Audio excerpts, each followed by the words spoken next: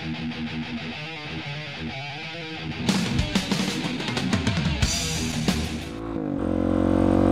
is up, everybody? So June 30th, almost getting to be close to 4th of July. This is about the time every year when you get a whole bunch of new guys going out and buying bikes. You get a whole lot of new riders, and they got a lot of questions. Something I wanted to touch on the subject of the importance of your safety gear and what should you have and why should you have it. Well, I think pretty much everybody knows you should wear a helmet. Pretty much everybody rides with a helmet. There are some cruiser guys that don't.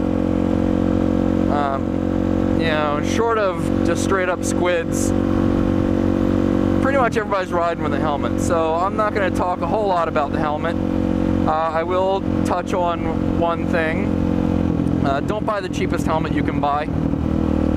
There are videos on YouTube that show what the $40 helmets do versus what a $400 helmet does. And that's not to say you have to buy a $400 helmet, but just don't buy the $40 helmet. Basically, they show a guy steps on the $40 helmet and it just breaks in half. And then he stands on a, you know, more expensive helmet and it flexes but doesn't break. So which do you want your head in if you crash? The one really important thing with a helmet is make sure it fits right. 90% of people's helmets do not fit right. Most people put on a helmet and they say, that's snug, that fits great. It should be a little more than snug. It should almost be uncomfortable. The cheek pads should be squeezing your face hard enough that you're almost gnawing into your cheeks when you talk or move your jaw. If it's not, there's a good chance your helmet's a little too loose.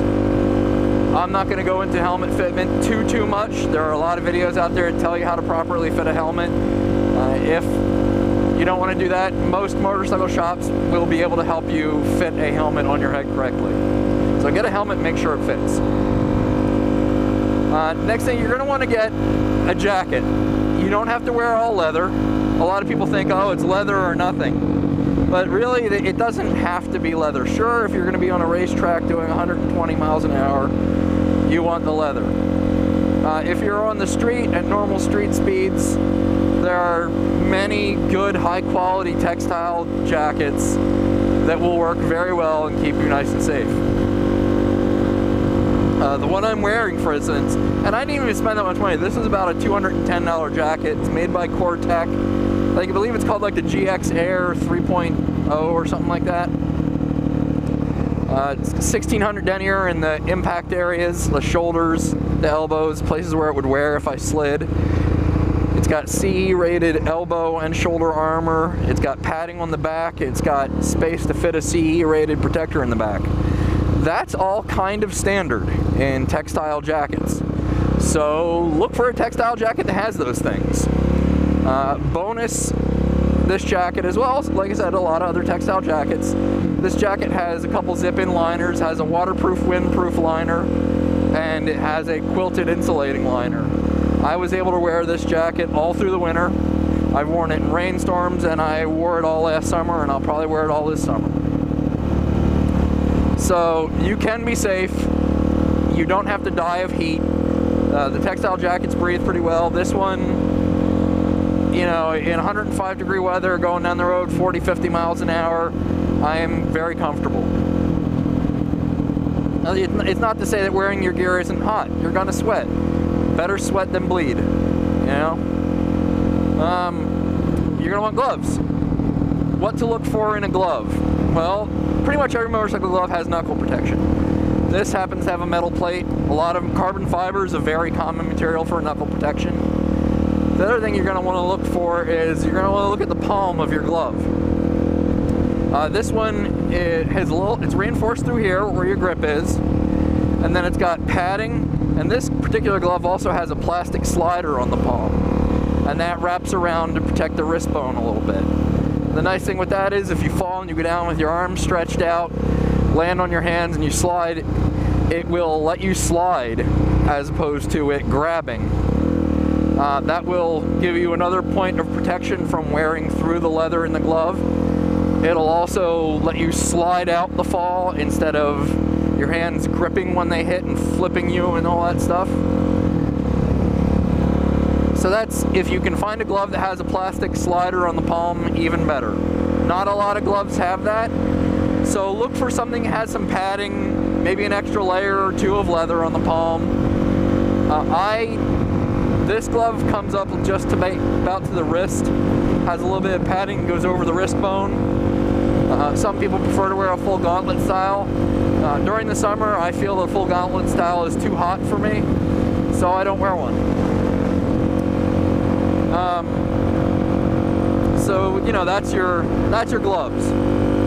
Knuckle protection's pretty standard. You don't want a glove with a cloth palm, you want a glove with a leather palm. Cloth palm, you're going to go down on your hands like this. A cloth palm stands a pretty good chance of ripping through. And leather palms are pretty standard. So you got your helmet, you got your jacket, you got your gloves. Well, most people know you should wear sturdy footwear. High top sneakers are not sturdy footwear. You may have seen pictures, if not, do a little bit of research. Sneakers will come off your feet in a bad crash, leaving your feet completely unprotected. If it doesn't come off your foot, it still offers very little impact protection to your foot. A real motorcycle riding shoe or boot will have a reinforced sole. It'll have a plastic or carbon fiber cup for the heel. Usually has a reinforced toe box.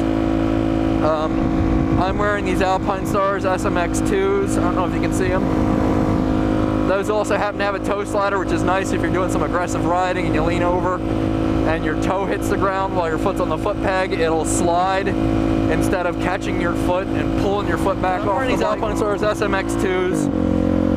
They're a little higher than a high top sneaker. They've got a TPR reinforcement over the ankle.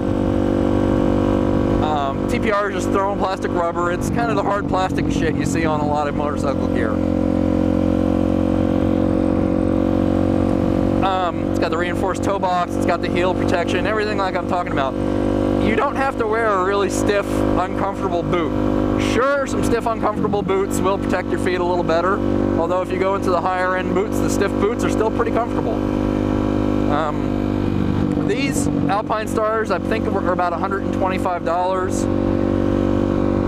And honestly, I can walk around in them pretty much all day. I can stand around in them. When I go to roller derby to ref my bouts and I ride to derby, I wear these and I wear them all through the bout. I wear them to the bar for the after party and I wear them home. And my feet are completely comfortable. So buy good footwear.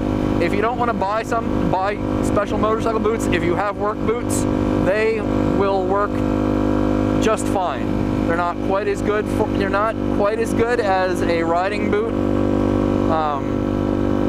in some cases, but you know, they will work. They'll keep your feet protected. You're also going to want, and this is something a lot of people don't think about, there's some rumors going around that regular jeans are good for like 25 feet of a slide, and I'm here to tell you that's absolutely wrong. You'll have all these people say how, oh, they're good for this. They aren't people that have actually fallen in those jeans. Or maybe there's somebody that fell at like 20 miles an hour, or maybe they fell at low speed, or they fell just right. I mean, of course, there's always exceptions. If you do something just right, what will normally happen won't always happen. But here's the thing. If you put 50 pounds of weight in a pair of jeans, and it's like a sandbag, and you lay them on the ground and start dragging them down the road, there's a good chance they might last for a while. If you put a body in those jeans that weighs, 150, 200 pounds, you're starting to get into a different story. Now, again, if that body sits on the ground and slides, it might hold for a while. That's not how a fall actually happens. A fall, you hit the ground at high speed. Even if you're just talking a vertical drop of 2 to 3 feet, the pounds per square inch on the impact point of those jeans is huge. Now add forward momentum to that, and it's not just this or this, it's that. And that's going to rip through the material a lot easier. If you fall on a pointy surface like your knee, which is very common, or if you fall on the hard part of your hip here, kind of right at the top of your femur, you're landing on really hard spots. That's going to act like a point underneath the denim. That's gonna poke that denim into the concrete at hundreds, if not thousands of PSI, per, you know, pound per square inch of force. That's when that denim is gonna rip through. And when the denim rips through, there's nothing between your skin and the road. And road rash is nasty. It's bad scene. They have to scrub it out with a stiff plastic bristle brush and iodine. Okay, it's a really bad scene. It's one of the most painful things that you can have happen to you. It's particularly bad because usually if you get rashed up, it also just so happens that you're conscious. So you're conscious for this scrubbing. It's not something you want to experience. So buy decent riding pants. Now you might say, you're just trying to sell Rhok jeans. Well, it is true that I am sponsored by Rhok. And Rhok does sell helmets and Rhok does sell jeans. And while I would love to sit here and say, oh, buy Rhok, Rhok's the only jeans, I know that if I tell you the only pair of jeans that you can buy that will protect you are one pair, it's going to make everything I say seem like I'm just trying to sell a product. And honestly, I get that Rhok jeans to some people are a little expensive. We also have a little bit more budget-friendly option with the Force Rider jeans. They're a little less than half the price of the Rhoks. They're also still a Kevlar lined jeans. The Rhoks are lined with a Gen 3 material, so it's a little stronger. But you can still, my point is that even if you don't go with Rhok or Force Rider, you can get into a Kevlar lined pair of riding pants in almost any budget. Even Cycle Gear has their shitty Built brand perpetually on sale for like 50 bucks. I had a pair of the Built cargo pants, and you know, they kind of sucked, but they did the job. You know, definitely check out the Rhok stuff. There are plenty of reviews on the Rhok jeans. I'm not going to spend a whole lot of time here talking about them, other than, man, they're really comfortable, and you should at least include them in your research. I want to see what's back there someday. I keep forgetting to go back that road.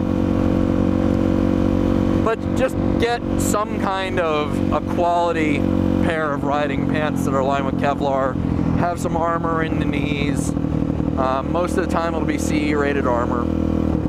Just, you know, my main thing is I want to tell the new guys out there, welcome to motorcycling, and wear your gear, get your gear and wear the gear, and be safe, because I don't like hearing about, you know, fellow riders hurting themselves. Well, I'm gonna wrap this up. It's been cool talking to you about this. As always, down in the comment section, let me know what you think. If you have any thoughts or questions about gear, post them in the comment section and I'll get back to you as soon as I can. I generally get back to people within a day or two. I'm not so big that I can't do that just yet. Hit the like button if you liked the video. If you didn't, hit the dislike button. And at least consider hitting that subscribe button. If you like my videos, that will give you a feed. Whenever I put a new video up, it'll alert you and let you know. Alright, I'll talk to everybody later. Bye-bye.